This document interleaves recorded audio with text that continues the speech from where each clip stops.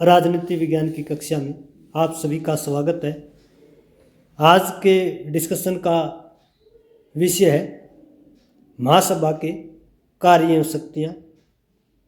महासभा के कार्य एवं शक्तियाँ एक बहुत ही महत्वपूर्ण एवं रोचक विषय है जो अंतर्राष्ट्रीय संगठन से जुड़ा हुआ है। तो आज के लेक्चर में हम डिस्कस करेंगे संसार के सबसे बड़े अंतर्राष्ट्रीय राजनीतिक संगठन जिसे संयुक्त राष्ट्र संघ कहा जाता है, इसका दूसरा महत्वपूर्ण महासभा है। महासभा कौन से कार्य करती है, महासभा के पास कौन कौन सी शक्ति हैं। तो आइए, महासभा मूलतः दो प्रकार के कार्य करती है, ऐच्छिक कार्य और अनिवार्य कार्य। पहले हम ऐच्छिक कार्यों पर डिस्कस करेंगे। ऐच्छिक कार्यों में है अंतर्राष्ट्रीय शांति एवं सुरक्षा, इंटरनेशनल पीस एंड सिक्योरिटी। महासभा का ये एक प्रकार से प्राथमिक कार्य है अंतर्राष्ट्रीय स्तर पर शांति एवं सुरक्षा को बनाए रखना। महासभा कार्य शांति से संबंधित किसी सदस्य की चिंता या सुरक्षा परिषद की सुरक्षा चिंता पर चिंतन मनन करना है। महासभा संबंधित राज्य की सुरक्षा चिंता पर सुरक्षा परिषद का ध्यान आकर्षित कर सकती है। चार्टर के अनुच्छेद 11 में शांति निर्माण के लिए निशस्त्रीकरण पर बल दिया गया। तो महासभा के प्राथमिक ऐच्छिक कार्य में अंतर्राष्ट्रीय शांति एवं सुरक्षा उसका प्राथमिक कार्य है। दूसरा महत्वपूर्ण कार्य है शांति निर्माण का कार्य, यानी शांति निर्माण का कार्य जो है पीस बिल्डिंग का, वो भी महासभा का। संयुक्त राष्ट्र संघ के चार्टर के अनुच्छेद 14 के अनुसार महासभा शांति निर्माण के लिए सुरक्षा परिषद द्वारा उठाए गए निर्णयों पर चिंतन मनन करती है।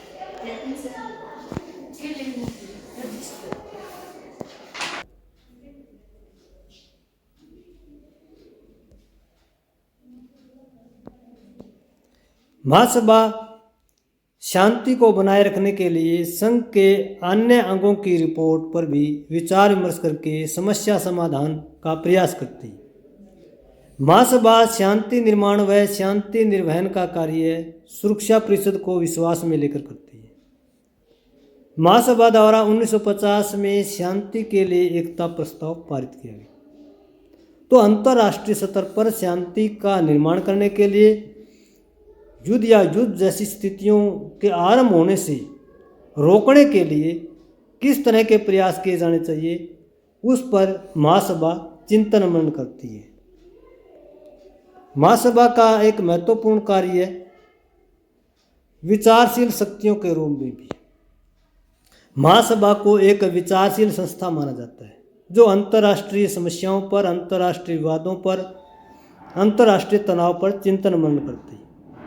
चार्टर के अनुच्छेद 10 के अनुसार महासभा चार्टर में दिए गए किसी भी प्रश्न पर विचार विमर्श कर सकती है।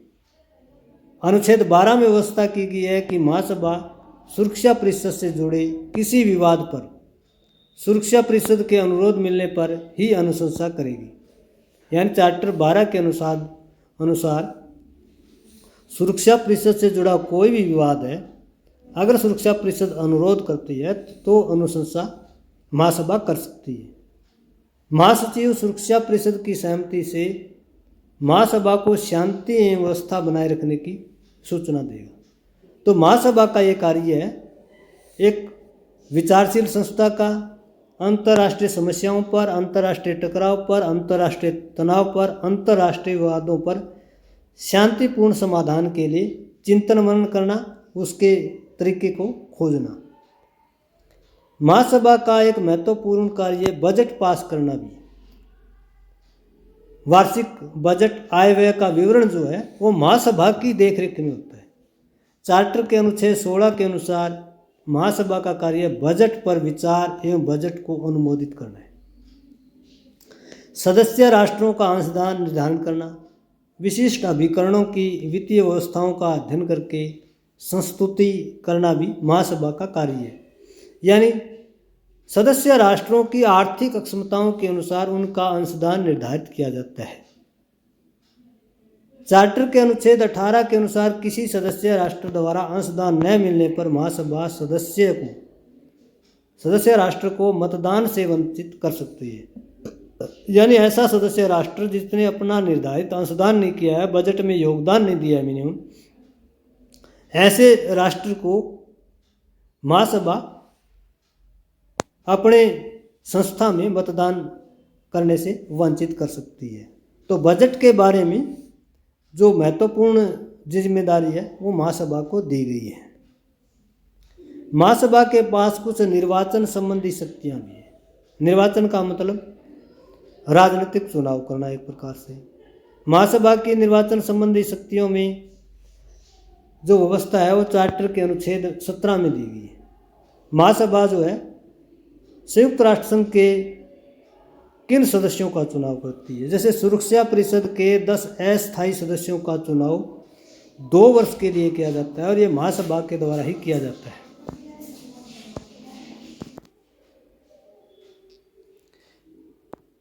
महासभा आर्थिक एवं सामाजिक परिषद के 54 सदस्यों का 3 वर्ष के लिए चुनाव करती है। 27 सदस्य होते हैं, इनका 3 वर्ष के लिए चुनाव किया जाता है।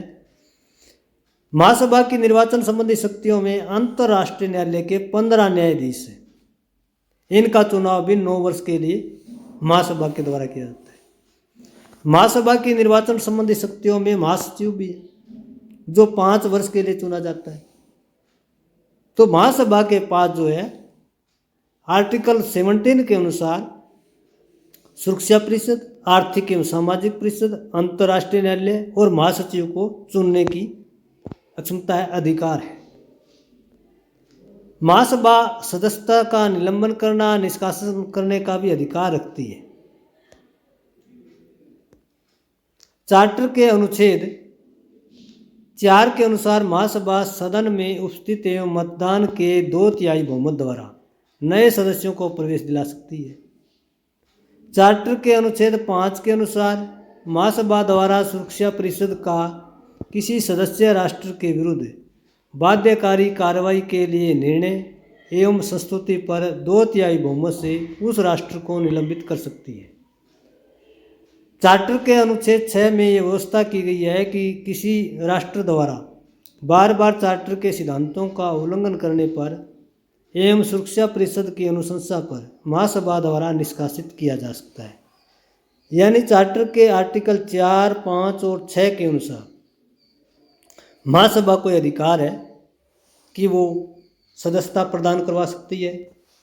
अगर बार बार सदस्य उल्लंघन कर रहे हैं तो उनका निलंबन कर सकती है, उनका निष्कासन भी कर सकती है। तो महासभा के पास सदस्यता से संबंधित ये महत्वपूर्ण शक्तियाँ हैं।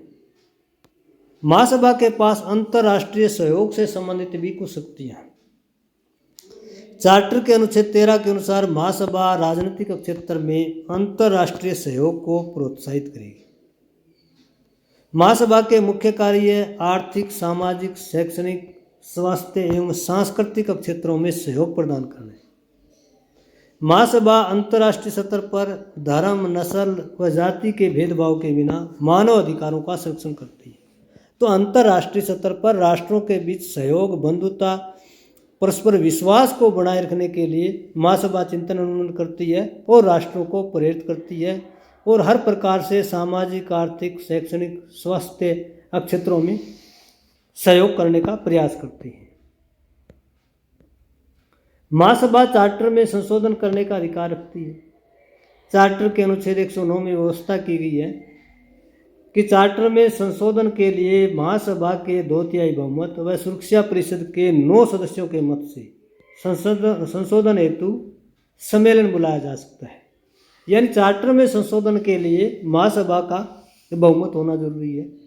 चार्टर में संशोधन के लिए महासभा का 2/3 बहुमत व साथ में सुरक्षा परिषद का 2/3 बहुमत, जिसमें 5 वीटो सदस्यों की स्वीकृति अनिवार्य है।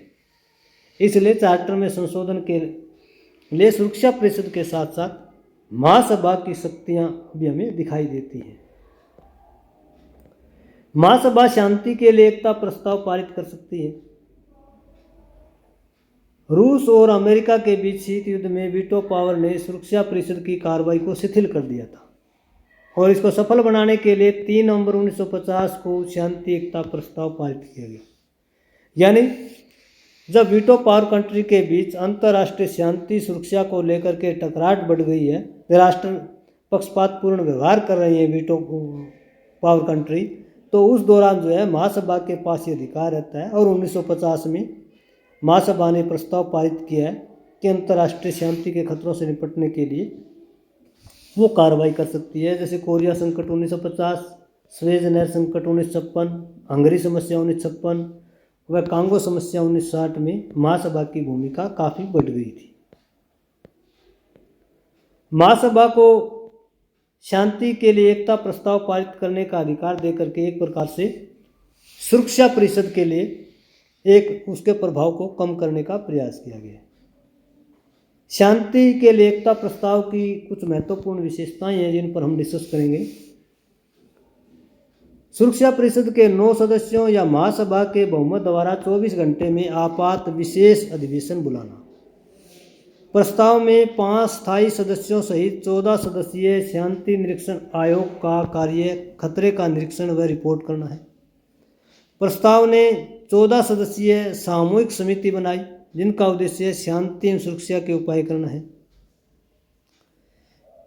इस प्रस्ताव की महत्वपूर्ण विशेषता संयुक्त राष्ट्र संघ के उद्देश्यों की पूर्ति के लिए सदस्य सैन्य टुकड़ियों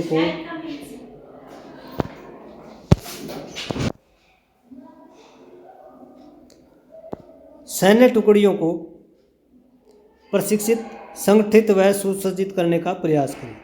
प्रस्ताव में सदस्यों को संयुक्त राष्ट्र संघ के प्रति निष्ठा एवं कर्तव्यों के पालन का आग्रह किया। तो शांति के लिए एकता प्रस्ताव की ये 5 महत्वपूर्ण विशेषताएं थी जिससे अंतर्राष्ट्रीय शांति एवं सुरक्षा से संबंधित खतरों को निपटने के लिए ये प्रस्ताव लाया गया। अब प्रश्न उठता है कि इसकी प्रासंगिकता क्या है, वर्तमान समय में क्यों महत्वपूर्ण है।